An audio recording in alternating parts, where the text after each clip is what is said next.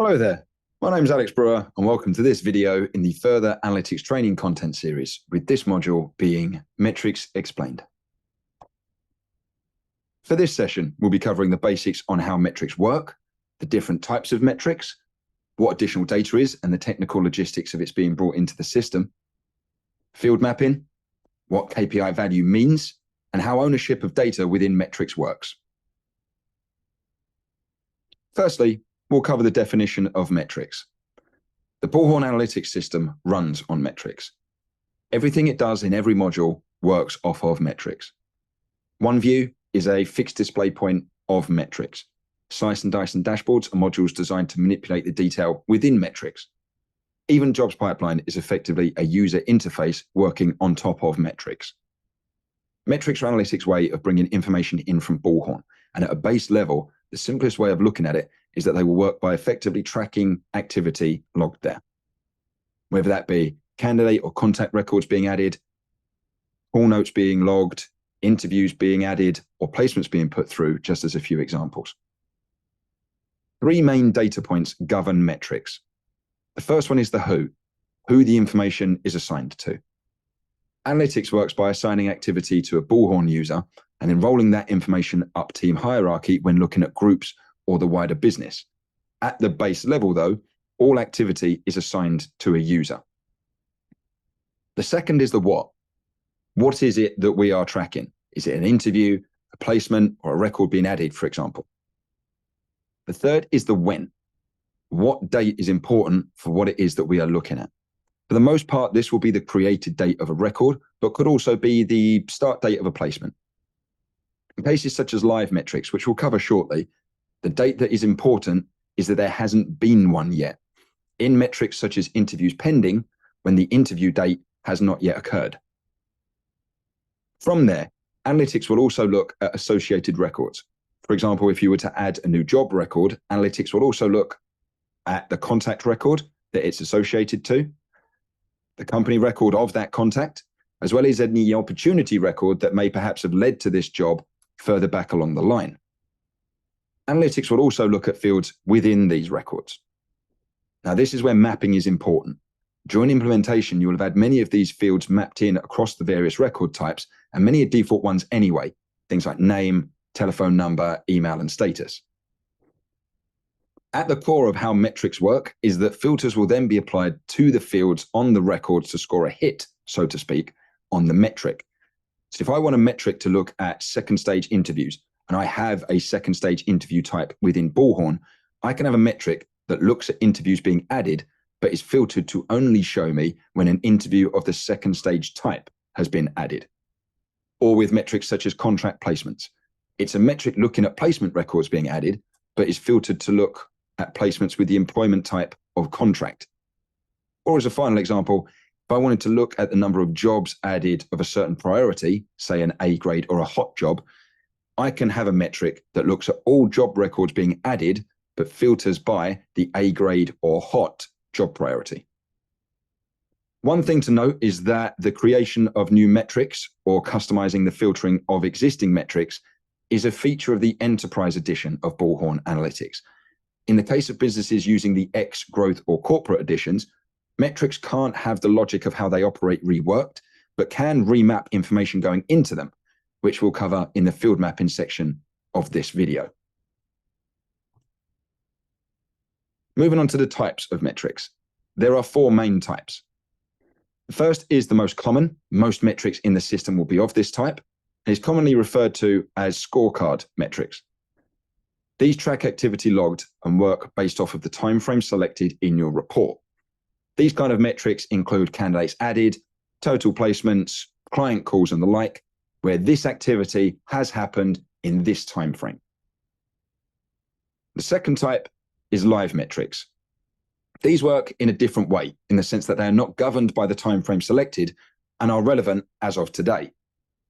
Where these metrics are not dependent on timeframes, they will always show information as of today. So if you're using a live metric to build a report in any of the modules, and you've set the time frame to work off of, say, last week or last month, these metrics would not follow that time frame convention and still only show you the present situation. Live metrics include things like live jobs or pending interviews, where the date that's important, as we mentioned in the previous slide, is today. The third metric type is simple sum. This is a metric type designed to calculate a mathematical result of two other metrics. An example of this would be net contractors, where it's taking the value of contract starters in a specific time frame, looking at the contract finishers in that same time frame, subtracting one result from the other. So if you were to have 3 contractors start and 2 finish, the simple sum metric would return a result of 1. Other simple sum metrics are used when a business is looking to perhaps run an internal competition where activity is designated points. So for example, a first interview is 5 points and an offer is 10 points. A simple sum metric would be required to add that 5 and 10 points together to give you a result of 15. Final type of metric is called actionable insight. This is another metric type that works by adding existing metrics together, but in more than just adding the results together like with simple sum. Actionable insights work by factoring the results against each other and usually work best by showing the absence of activity. For example, there are actionable insights that show live jobs added in the last 14 days with no CVs sent. This combines live jobs and filters them to have been added in the last 2 weeks, but also then adding in CV send as a secondary metric and saying, for the sake of this example, I want to see all of the results where CV send does not have a hit against this job in order to give you the result. It is important to note that when requesting new actionable insight metrics, due to the potential complexity of the moving parts involved, there is the possibility that they would be chargeable, as the coding involved in creating them is so in-depth that it requires hours of resources to be put aside to build them. Moving on to more specifics within metrics. As mentioned before, fields from Bullhorn are mapped into the system into what could be considered analytic equivalents of fields. These are called columns, as they work as the columns that display in metrics when you click into them. Basic examples include telephone number fields in Bullhorn being mapped into telephone number columns on analytics, status fields in Bullhorn mapped into status columns in analytics, job title in Bullhorn mapped into job title in analytics, and so on. With these, though, it is possible to remap them. So if you have a new custom field that you've inserted into your Bullhorn, you can have analytics remapped to account for this. Many clients will change the likes of job priority to a new custom field, which we would then need to map in to the appropriate column in analytics. One thing to mention is that at present, metrics can only be specifically filtered, as we mentioned previously, on fields that are mapped into Bullhorn equivalents of a field. This means that if you're looking to have a metric work by filtering a custom field that you have entered in Bullhorn, that will need to be mapped into an analytics column in order for us to recognize it and therefore have it affect metrics by filtering them. That being said, whilst in order to build metrics around custom fields, they have to be mapped into an analytics column, that does not mean that is the only way to bring information from custom fields into the system. Whilst it isn't able to have metrics made around it, there is also the option for what's termed additional data. This is effectively a spare column in analytics, which can funnel a number of Bullhorn fields through it to facilitate having this information come through for reference or building reports around with an existing metric. One notable use case we've seen in the past is that businesses will have a subcategory of jobs. And whilst it isn't necessarily important enough to warrant mapping this field directly into the metric, as we've been discussing, having it as an additional column when clicking into the metric for reference, or having it as a data point with which to frame a slice and dice report or a dashboard has proven to be very insightful. As a disclaimer, with additional data, due to all of the custom Bullhorn fields potentially funneling through this one analytics column, does mean that on the metric, it's a case of either all of the additional data being visible or none of it. When building a slice and dice report or a dashboard, this isn't so consequential, as you can just choose to not include the data in your report. However, when clicking into a metric on the one view, all of the fields would be on display. Moving on to KPI value. KPI value is the default result shown for whatever metric you're looking at and is subjective in what it's showing depending on what metric you're using. This is the particular part of the metric that's used to calculate the result. In practice, what this means is that for a metric like total placements or candidates added, it should show a quantity number value. We've had 6 placements or 10 candidates added. With metrics like total sales or average fee, KPI value would be a monetary value. We have written £20,000 in revenue, or the average deal is worth $30,000.